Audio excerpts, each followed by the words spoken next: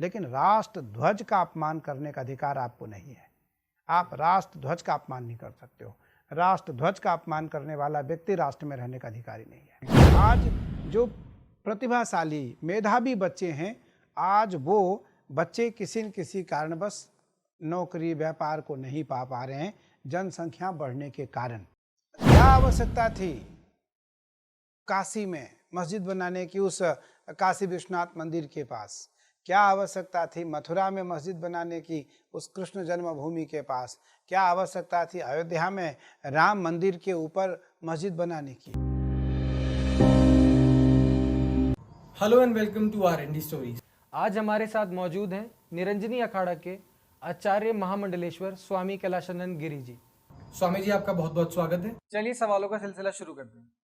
स्वामी जी, सबसे पहला सवाल आपके लिए, आप एक धर्मगुरु हैं, तो हम आपसे ये जानना चाहेंगे ये जो धर्म पे चलने का पथ है, ये आपका किस प्रकार शुरू हुआ और इसके शुरू करने के आपके क्या कारण थे? धर्म सदैव समाज में सर्वोपरि रहा है। सबसे धर्म की सबसे पहले जानकारी माँ से प्राप्त होती है, माँ से मिलती है, फिर पिता से प्राप्त होते हैं, फिर गुरु से प्राप्त होते हैं, और फिर समाज के जो श्रेष्ठ विद्वान लोग हैं उनसे सीखने को मिलता है। मुझे धर्म पथ पर चलने का मार्ग मेरी माँ से प्राप्त हुआ, मेरी माँ ने मुझे दी, और धीरे धीरे धर्म पथ पर आकर के, क्योंकि धर्मो रक्षति रक्षितः, धर्म की रक्षा करने वाला प्राणी धर्म से रक्षित होता है, धर्म उसकी रक्षा करता है। माँ को पता था कि घर से एक पुत्र भगवान की सेवा में जाना चाहिए, तो इसीलिए माँ ने मुझे इस मार्ग की ओर भेजा। और मुझे लगता है कि आज वर्तमान पीढ़ी में ये परंपरा धीरे धीरे समाप्त होती जा रही है। वर्तमान पीढ़ी में भी माता पिता को ध्यान रखना चाहिए कि बालक जरूर धर्म रक्षक हो, धर्म भीरू हो, धर्म को जानने वाला हो, धर्म को समझने वाला हो। मैं बहुत छोटे परिवार से आकर के पठन पाठन किया, साधना की, देश के सभी श्रेष्ठ विद्वान सन्यासियों के साथ रहा, विद्वानों के साथ रहा, उनकी सेवा की, और धीरे धीरे साधना मार्ग पर, ज्ञान मार्ग पर, उपासना मार्ग पर, सेवा मार्ग पर चलते चलते आज भारत की परंपराओं में, सन्यास परंपराओं में, सनातन धर्म की परंपराओं में सबसे श्रेष्ठ पद पर, सबसे ऊंचे पद पर आकर के मैं स्थापित हुआ। मुझे लगता है यह कार्य असंभव सा प्रतीत था, लेकिन माँ के आशीर्वाद से, गुरु की कृपा से, संतों के आशीर्वाद से, और अपनी साधना मार्ग से, अपनी न्यायिक परंपराओं से, सनातन की रक्षा से, भगवान की, माँ भगवती काली की, माँ गंगा की, महादेव की, और हमारे जो अपने आराध्य देवी देवता हैं उनके आशीर्वाद से आज मैं एक श्रेष्ठ पद पर आकर के स्थापित हुआ।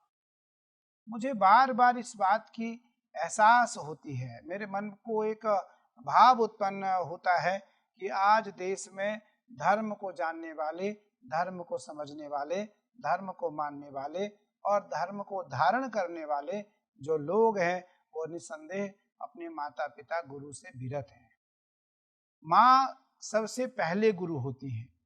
बताया गया है क्या कि माँ का चरित्र पिता का कर्तव्य, और माँ का कर्तव्य, पिता का चरित्र, गुरुकुल का वास और व्यासपीठ का अभ्यास, ये चार संस्कार यदि किसी बच्चे को, सनातनी बच्चों को मिला हो या मिलता हो या मिले, तो निस्संदेह वो कभी धर्म से विरत नहीं होगा। तो वही परंपरा हमारे जीवन में माँ से रही, और आज श्रेष्ठ सन्यासी के रूप में, आज उत्कृष्ट स्थान पर आचार्य के रूप में, धर्म की परंपराओं में सर्वोत्कृष्ट पद पर माँ के आशीर्वाद से, गुरु की कृपा से, महादेव के आशीर्वाद से मैं आकर के स्थापित हुआ। मैं एक देश के जो वो बच्चे हैं मैं उनको बताना चाहता हूँ, उनको आपके माध्यम से भारत के युवाओं को बताना चाहता हूँ कि आपके लिए कोई भी चीज असंभव नहीं है, संभव है। आप सबसे पहले ज्ञानी बनो, चरित्रवान बनो, नीतिवान बनो, न्यायिक बनो, राष्ट्र के प्रति आपकी भक्ति हो और धर्म के प्रति आपकी रुचि हो, धर्म के प्रति आपकी रुचि हो। कभी भी जीवन में आपको झुकना नहीं पड़ेगा और आप कभी रुकेंगे नहीं। आगे बढ़ने से आपको कोई रोक नहीं सकता है। लेकिन कुछ लोग ऐसे होते हैं जो धर्म को आड़े दे करके, धर्म को पृथक करके, धर्म को पीछे छोड़कर, माता पिता को अनाथालय भेज करके स्वयं को बड़ा व्यक्ति बनना चाहते हैं। मुझे लगता है जीवन में कभी वो बड़ा व्यक्ति नहीं बन सकता है। वो तो कृष्ण धन तो कमा सकता है, वो धन कमा सकता है, कुछ देर के लिए, कुछ पल के लिए उसे यश मिल सकता है, लेकिन निसंदेह वो यश कभी स्थायी नहीं हो सकता और अंततः वो श्रेष्ठ स्थान को कदापि प्राप्त नहीं कर सकता है। तो इसलिए मेरे जीवन की जो घटना है वो एक सीख है भारतीय परंपराओं के युवाओं के लिए, भारतीय परंपराओं की युवा पीढ़ियों के लिए, कि मैं बहुत छोटे किसान घर परिवार से आकर के आज मैं श्रेष्ठ सन्यासी के रूप में मैं देश के सर्वोच्च पद पर स्थापित हुआ धर्म की परंपराओं में। जी स्वामी जी, अगला सवाल आपसे ये है कि आप खुद एक धर्मगुरु हैं और सनातन धर्म के प्रचारक भी। हाल ही में हम देखते हैं कि हमारे भारतवर्ष में एक नई डिमांड, नई सोच, नया ट्रेंड देखने को मिला है, जिसमें लोग कहते हैं कि अखंड भारत और हिंदू राष्ट्र, जो कि उत्तर प्रदेश के मुख्यमंत्री योगी आदित्यनाथ जी का बयान भी था कि भारत एक हिंदू राष्ट्र था और आगे भी हिंदू राष्ट्र बनेगा। क्या आपको लगता है कि ऐसे सवाल, ऐसी विचारधारा कहीं ना कहीं हमें एक कठिन परिस्थिति में डालेगी, और इस पर आपके खुद के पर्सनल विचार क्या है? देखो, मेरा भाव इसमें अगर देखा जाए तो मैं अपना भाव रखना चाहता हूँ कि भारत जो है वो सनातन प्रधान देश है, सनातन प्रधान देश है, और हर देश के देशवासियों को अपने राज्य के प्रति, अपने राष्ट्र के प्रति कहने का पूरा अधिकार है। जी, पूरा अधिकार है। दुनिया में कोई ऐसा देश नहीं है जिस देश ने कोई बौद्धों का देश रहा हो, जिसमें बौद्धिस्ट रह रहे हो, जिसमें इस्लाम रह रहा हो, जिसमें ईसाई रह रहे हो, और उन्होंने सनातन देश का नाम दिया हो, सनातन देश का उसे नाम दिया हो, ऐसा कभी नहीं हुआ। भारत ही एक ऐसा देश है जो सभी धर्मों का सम्मान करता है। भारत ही एक ऐसा देश है जहाँ सभी पंथों का सम्मान होता है। भारत ही एक ऐसा देश है जहाँ सभी जाति परंपराओं के लोगों का सम्मान किया क्या ये जो विचार है, जो आप खुद बता रहे हो कि भारत एक ऐसा देश है जो सारे हमारे धर्मों का सम्मान करता है, तो क्या ये जो विचारधारा है जो योगी जी बता रहे हैं, या जो लोग बोल रहे हैं कि हिंदू राष्ट्र होना चाहिए, क्या ये कहीं ना कहीं दबती है? क्या हम हिंदुस्तान की, भारत की जो असली विचारधारा है उसको दबा रहे हैं? नहीं, हम उस व्यक्ति का विरोध करते हैं जो भारत का विरोध करता है। जी, हम उस व्यक्ति का विरोध करते हैं जो हमारे राष्ट्र का विरोध करता है। हम उस व्यक्ति का विरोध करते हैं जो हमारे राष्ट्र ध्वज का विरोध करता है। हम उस व्यक्ति का विरोध करते हैं जो गंगा का सम्मान न करता हो। हम उस व्यक्ति का विरोध करते हैं, हमारे यहाँ देश में जो बड़े राजनीतिक लोग हैं, सामाजिक लोग हैं, जो व्यवहारिक लोग हैं, जो चिंतक लोग हैं, वो गुरुद्वारे में भी जाते हैं, वो मंदिरों में भी जाते हैं, वो धार्मिक कार्यक्रमों में जा करके, कभी कभी ऐसा भी होता है कि जहाँ सर्वधर्म सम्मेलन होता हो वहाँ भी बड़े बड़े महापुरुषों ने जाकर के हिस्सा लिया है, भाग लिया है और अपनी भागीदारी दी है। तो देश में उस व्यक्ति का सम्मान होता है, वो किसी पंथ का हो, किसी परंपरा का हो, जो हमारे राष्ट्र को नमस्कार करता है, जो हमारे राष्ट्र ध्वज को वंदन करता है, राष्ट्र ध्वज को वंदन करता है। उसका व्यक्तिगत अपना ध्वज हो सकता है। मैं किसी से नहीं कहता हूँ कि मेरे भगवा ध्वज को वंदन करो, मेरे भगवा ध्वज को नमन करो आप, लेकिन राष्ट्र ध्वज का अपमान करने का अधिकार आपको नहीं है। आप राष्ट्र ध्वज का अपमान नहीं कर सकते हो। राष्ट्र ध्वज का अपमान करने वाला व्यक्ति राष्ट्र में रहने का अधिकारी नहीं है। इसलिए हमारा देश सदैव भारतीय संस्कृति को लेकर के सदैव तत्पर रहा है, और हम सबका सम्मान करते हैं। वसुधैव कुटुंबकम की भावना हमारे दिलों में रहती है, हमारे दिमाग में रहता है, हमारी वाणी में रहती है, हमारे व्यवहार और हमारे विचार में रहते हैं। लेकिन वसुधैव कुटुंबकम की भावना को कोई अनधिकृत न करें, कोई उसको अन्यथा न लें, कोई उसको अधर न समझे।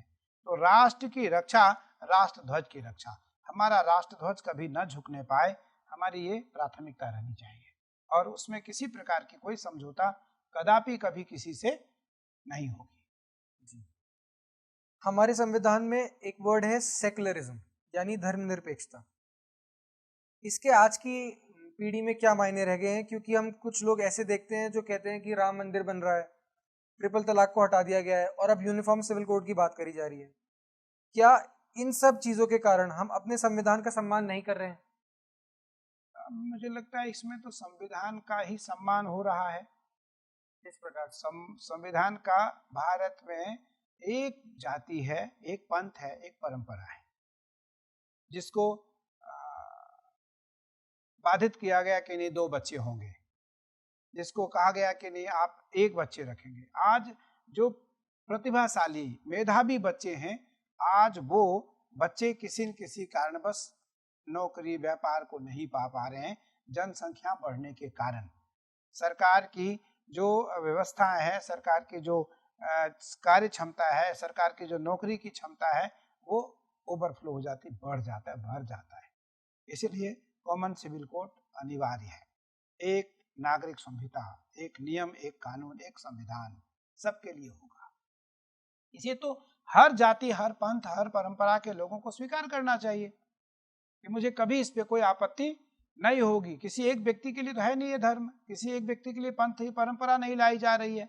ये कॉमन सिविल कोड सबके लिए लाया जा रहा है। भाई सबके लिए समान नागरिक संहिता होंगे, सबके लिए। जो जिसका आरक्षण, जिसको आज एक को आरक्षण है, एक को नहीं, एक को नौकरी है, एक को नहीं, आज एक राज्य को सब्सिडी है, एक राज्य को नहीं। मुझे लगता है कि जब ये समान नागरिक संहिता पूरे देश में आ जाएंगे तो जो आज देश की अराजकता है उसमें कमी आ जाएगी। उस अराजकता में आज गिरावट आ जाएगा और देश की आज जो मौलिक सिद्धांत परंपरा है, जो भौतिक स्थिति है, उसमें बहुत सारे परिवर्तन आ सकते हैं।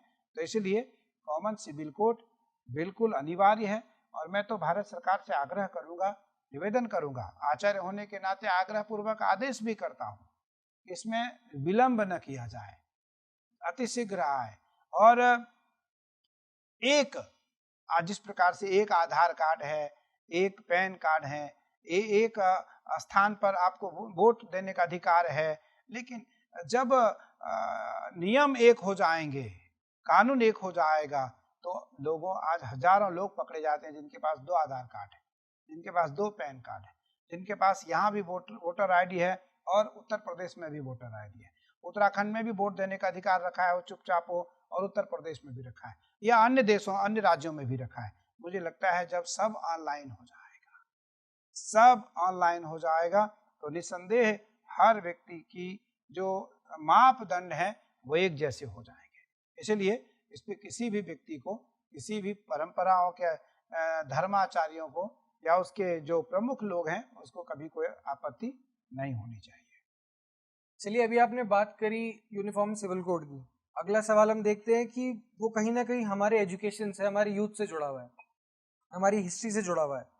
भारत के एजुकेशन सिस्टम में बदलाव हो रहे हैं, मुगलों के इतिहास को थोड़ा हटाया भी जा रहा है, शहरों के नाम बदले जा रहे हैं।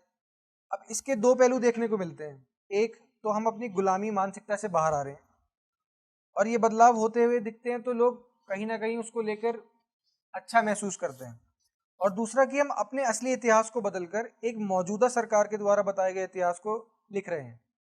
इसके ऊपर आपके क्या विचार हैं? मुझे लगता है कि बहुत तोड़ मरोड़ उस शासकों ने हमारे साथ किया है जिनकी कभी सत्ता देश में रही हो, जिसकी सत्ता कभी देश में रही होगी या रही थी। उन्होंने काशी विश्वनाथ को, राम मंदिर को, मथुरा कृष्ण जन्मभूमि को, कुतुब मीनार को छेड़ा।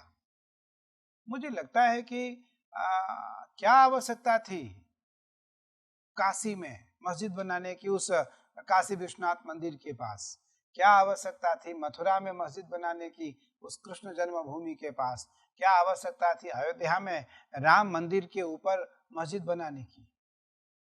तो इससे प्रतीत होता है कि जो आतताई राजा थे, उन राजाओं ने, जो आक्रामक राजा थे, आक्रांतक राजा थे, उन राजाओं ने जब जब उनकी राज रही, उनकी सत्ता रही, उन्होंने हमारे धर्म को, हमारी परंपराओं को तोड़ा मरोड़ा, समाप्त करने का प्रयास किया। लेकिन सनातन अजर अमर है, सनातन अजर अमर है, सनातन को कभी कोई समाप्त नहीं कर सकता है। तो इसलिए आज अगर किसी स्थान का नाम, इलाहाबाद का नाम इलाहाबाद कैसे हो सकता है? इलाहाबाद तो तीर्थराज प्रयाग है, वो तो तीर्थराज प्रयाग, प्रयाग का नाम कोई बदल करके उत्तर प्रदेश सरकार ने कोई गलत काम तो किया नहीं। इलाहाबाद को प्रयागराज किया, वो तो परंपरागत है, शास्त्रों में प्रयागराज का ही वर्णन है, इलाहाबाद का कोई वर्णन नहीं है। अयोध्या का जो नाम है वो अवध है, अयोध्या है, इसलिए उसका नाम अयोध्या ही रहना चाहिए। तो इसलिए कुछ ऐसे नामों का परिवर्तन, ऐसे शहरों का परिवर्तन, ऐसे भवनों का परिवर्तन, ऐसे रोड का परिवर्तन महापुरुषों के नाम से जरूर होने चाहिए, आक्रांतक राजाओं के नाम से नहीं होने चाहिए। जी, हाल ही में आपने एक इंटरव्यू में सनातन धर्म की लड़कियों को दूसरे धर्म में जाने से रोकना चाहिए, ऐसा एक स्टेटमेंट, एक बयान दिया था। इस कंटेक्स्ट में हम आपसे जानना चाहेंगे, मुस्लिम महिलाएं यदि सनातन धर्म में आती हैं तो उसके पीछे आपके क्या विचार होंगे? सबसे पहली विषय तो है, सबसे पहली बात यह है कि हमारे जो सनातन धर्म के आबरू हैं, हमारी महिलाएं, हमारी बेटियां, हमारी बहुएं, आज वो खुद पश्चाताप कर रही हैं। जो आज इस्लाम धर्म में गई, जिन्होंने इस्लाम धर्म को स्वीकार किया, आज वो रो रही हैं। आए दिन हमारी बेटियों के साथ घटना हो रहे हैं, वो ऐसी घटनाएं हो रही है जिसका वर्णन शब्दों से कर पाना संभव नहीं है, देख पाना संभव नहीं है। क्योंकि मैं कभी कट्टर बयानबाजी करने वाला महापुरुष नहीं हूँ, लेकिन विवश हूँ, परंपरागत आचार्य हूँ। आचार्य होने के नाते मेरा तात्पर्य है, मेरा धर्म है, धर्म की रक्षा करना। धर्म की रक्षा, ये रक्षा यदि हम नहीं करेंगे तो कौन करेगा? आज बहुत सारी बेटियों का जो निर्मम हत्या हुई है, उस हत्या का बदला किसी भी सूरत में देवदंड से संभव नहीं है। न्याय भले दे दे उसको, लेकिन ईश्वर कभी उसे क्षमा दान नहीं देता, नहीं देगा और ना ही देगा। इसलिए मेरा अभिप्राय है अपनी बेटियों से, अपनी बहनों से, अपनी बहुओं से कि कदापि अन्य धर्म को स्वीकार न करो। तुम्हारा सम्मान कदापि वहां नहीं हो सकता, तुम्हारा सम्मान कदापि वहां नहीं होगा। अंततः आप अपमानित होंगी और अपमानित होकर के आपको पुनः छोड़ करके अपने धर्म में, अपने घर में वापस आना होगा। एक घर वापसी की मुहिम आप इसको सपोर्ट करते हैं? तो घर वापसी की जो मुहिम है, आज बहुत सारे राणा परिवार हैं, बहुत सारे जो जिनके जो मुसलमान परिवार हैं उनमें राणा लगा है, अन्य चीज लगे हैं, तो वो कभी कहीं न कहीं, कभी न कभी वो हिंदू रहा होगा, हिंदू रहा होगा। वो आक्रांताओं के द्वारा, वो जो कट्टर राजा थे, जिन्होंने हिंदुओं को मारने का संकल्प लिया था, जिन्होंने ब्राह्मणों की जनेऊ जलाने का संकल्प लिया था। मुझे औरंगजेब जैसे राजा हुए जिन्होंने कहा था कि मैं 1.25 मन जनेऊ मुझे नित्य चाहिए। तो 1.25 मन जनेऊ, एक जनेऊ का वजन 2 से 2.5 ग्राम होता है। एक जनेऊ का वजन 2 से 2.5 ग्राम होता है। तो 1.25 मन जनेऊ लगभग 25 किलो कच्चे में हुआ, पक्के में देखा जाए तो 45 किलो हुआ। 45 किलो जनेऊ के लिए कितने लोगों की हत्या होती होगी, कितने लोग मारे जाते होंगे, कितने लोग धर्म परिवर्तन करते होंगे। तो 1.25 मन जनेऊ नित्य औरंगजेब को प्राप्त होता होगा। मुझे लगता है कि सनातन धर्म में कभी ऐसे कोई राजा नहीं आया जिन्होंने दूसरे धर्म के लोगों को सताया हो, दूसरे धर्म के लोगों को जबरन धर्म में लाया हो, जबरन अपने परंपरा में लाने का प्रयास किया हो। मुझे लगता है जब जब ऐसी स्थिति देश में आई, तब तब वीर महापुरुषों का और श्रेष्ठ महापुरुषों का जन्म हुआ, प्रादुर्भाव हुआ।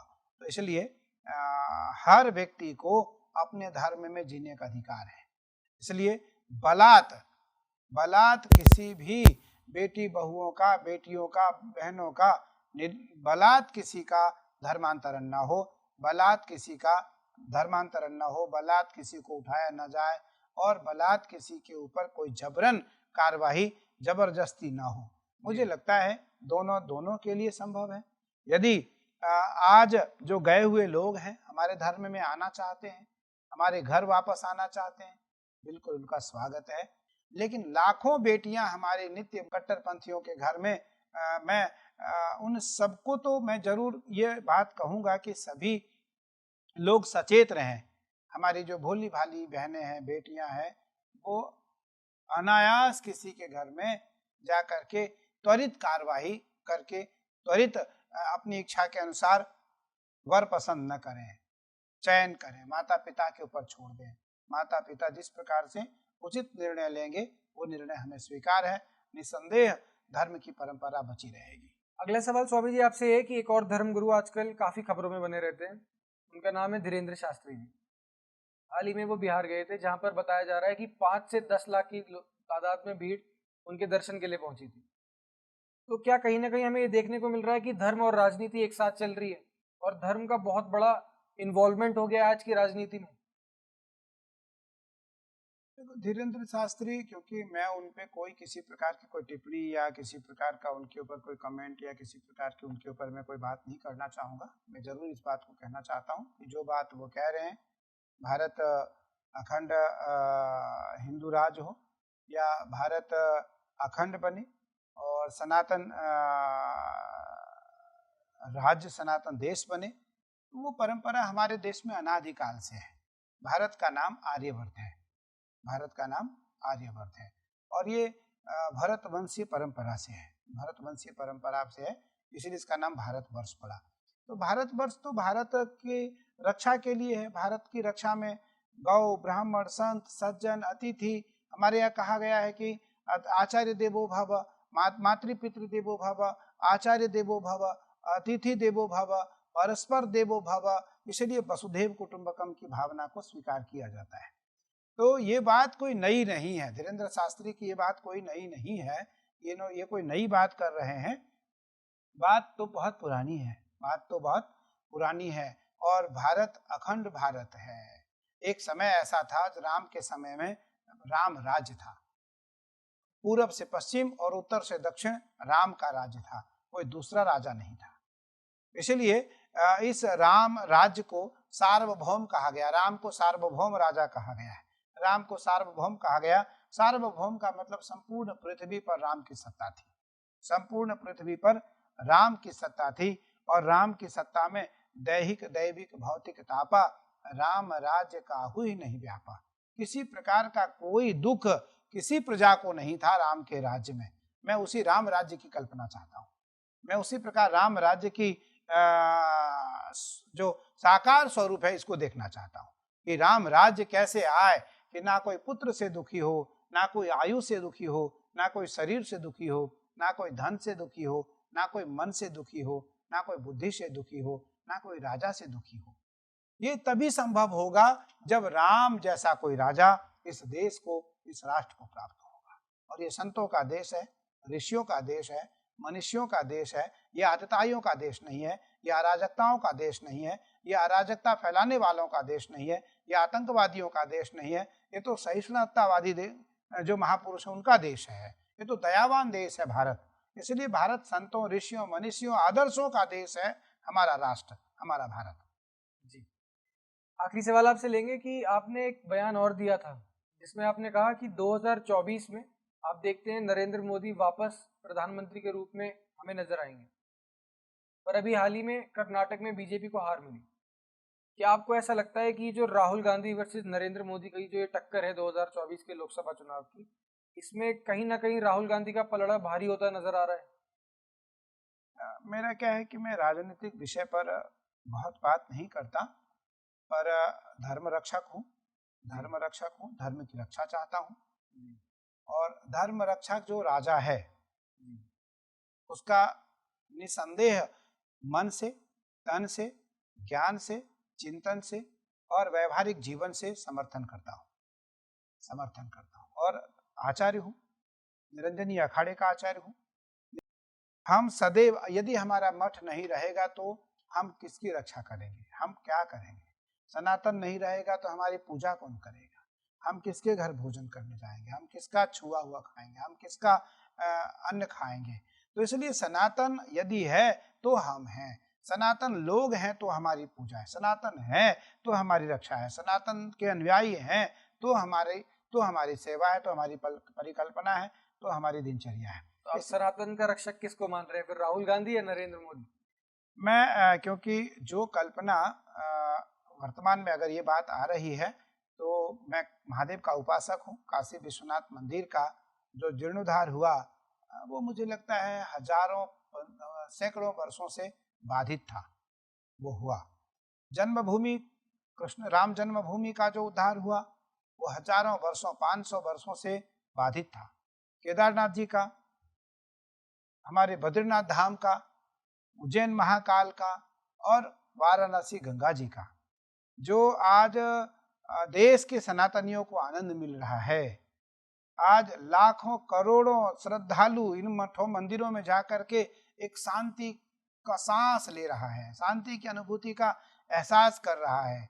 तो आप खुद ही विचार करो कि किसको आशीर्वाद देना चाहिए। जी बिल्कुल। तो मुझे लगता है कि राज्य के चुनाव राज्य के नेताओं का है, लेकिन जब लोकतंत्र की चुनाव होंगे, राष्ट्र की चुनाव होंगे, तो उसमें राजतंत्र की प्रजा को यह चयन करना होगा कि राष्ट्र रक्षक कौन है। राष्ट्र रक्षक कौन है, राष्ट्र की रक्षा में किसका दायित्व है। इसका दायित्व पूर्णतः प्रारंभ हो सकता है, पूर्णतः अभ्युदय हो सकता है। किसके द्वारा राष्ट्र का उदय हो सकता है, किसके द्वारा राष्ट्र की रक्षा हो सकती है। जब राष्ट्र की चुनाव होगी और राष्ट्र के चुनाव में किसी का चयन होगा, तो मुझे लगता है उसमें दिव्य और श्रेष्ठ उत्तम पुरुष के चयन होंगे। और उस उत्तम पुरुष का जो लक्षण होगा वो धर्मभीरु होगा, वो धर्मभीरु होगा, वो धर्म के नियंत्रक होंगे और धर्म के नियामक होंगे, गौ ब्राह्मण संत सज्जन और राष्ट्र के रक्षक होंगे। तो आजकल तो राहुल गांधी भी धर्म के बहुत बड़े गुरु बन रहे हैं, हम देख रहे हैं वो महाकाल की पूजा करने लगे हैं, मंदिर जाने लगे हैं। तो आपको क्या लगता है कि कौन है इस बार धर्म गुरु, आपका धर्म रक्षक कौन है इस बार?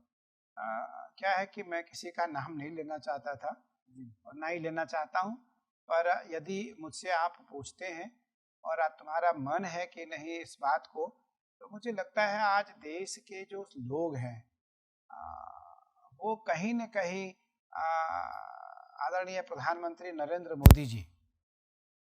मोदी जी की ओर, हमारे देश रक्षकों की, हमारे सनातनियों की, हमारे जो भारतीय परंपराओं को मानने वाले लोग हैं, हमारे सनातन संस्कृति को जो मानने वाले लोग हैं, जो गंगा गाय मानवता संस्कृति संस्कार और मठ मंदिरों में आस्था रखने वाले लोग हैं, उनकी निगाहें उस ओर हैं और वो हमें उस ओर जाने के लिए आग्रह करते हैं, उस ओर आशीर्वाद देने के लिए आग्रह करते हैं। निसंदेह उन्हें मिलना चाहिए। अगर ये बात सामने आती है तो निसंदेह उन्हें मिलना चाहिए। उन्होंने महात्माओं को नहीं, देश के सनातनियों को नहीं, विश्व के सनातनियों को काशी दिया, विश्व के सनातनियों को अयोध्या दिया, विश्व के सनातनियों को केदारनाथ जी दिया, विश्व के सनातनियों को बद्रीनाथ जी दिया, विश्व के सनातनियों को महाकाल दिया, विश्व के सनातनियों को आज हरिद्वार में भी कॉरिडोर बनने जा रहा है। क्योंकि मैं हरिद्वार में एक प्रमुख स्थान में हूँ, प्रमुख अखाड़े का आचार्य हूँ। आज हरिद्वार में कॉरिडोर बनने जा रहा है। मुझे लगता है कि हरिद्वार में कॉरिडोर बनने के बाद हरिद्वार की जो एक मानचित्र होगा, हरिद्वार का एक जो मापदंड होगा, वो कैसा विशाल होगा, कैसा भव्य होगा, उसकी भव्यता कैसी होगी, जिसका वर्णन कर पाना वर्तमान में संभव नहीं होगा। उस समय उसकी कल्पना रही होगी, उस समय उसकी कल्पना होगी। काशी का जो कॉरिडोर है, आज ऐसा लगता है कि मैं काशी में नहीं हूँ, मैं किसी दुनिया के किसी बड़े देश के बड़े स्थान पर मैं बैठा हूँ या घूम रहा हूँ। तो इसलिए धर्म की रक्षा के साथ साथ भारत की रक्षा, भारत का विकास, युवाओं की रक्षा, युवाओं को रोजगार, जो बेरोजगार लोग हैं उनको रोजगार, भारत के जो सामान्य से असामान्य लोग हैं, सामान्य से असामान्य लोग हैं, और भारत के जो शीश से लेकर के नख से लेकर शीश तक निवास करने वाले लोग हैं, उन सभी का जो ध्यान करने वाला राजा है, निसंदेह हमें उसका चयन करते हुए उसको आशीर्वाद देना चाहिए और उसकी मंगलमय कामना के लिए हमें प्रार्थना करनी चाहिए कि भारत की रक्षा करने वाला व्यक्ति हमारा प्रिय होगा और भारत की रक्षा करने वाला, राष्ट्र की रक्षा करने वाला, धर्म की रक्षा करने वाला, न्यायिक परंपरा की रक्षा करने वाला, सनातनियों की रक्षा करने वाला जो व्यक्ति होगा वही मेरा प्रिय होगा और मेरा समर्थन उसी व्यक्ति। बहुत बहुत धन्यवाद हमसे जुड़ने के लिए और अपना कीमती समय हमें देने के लिए। बहुत बहुत धन्यवाद। Keep watching R&D Stories.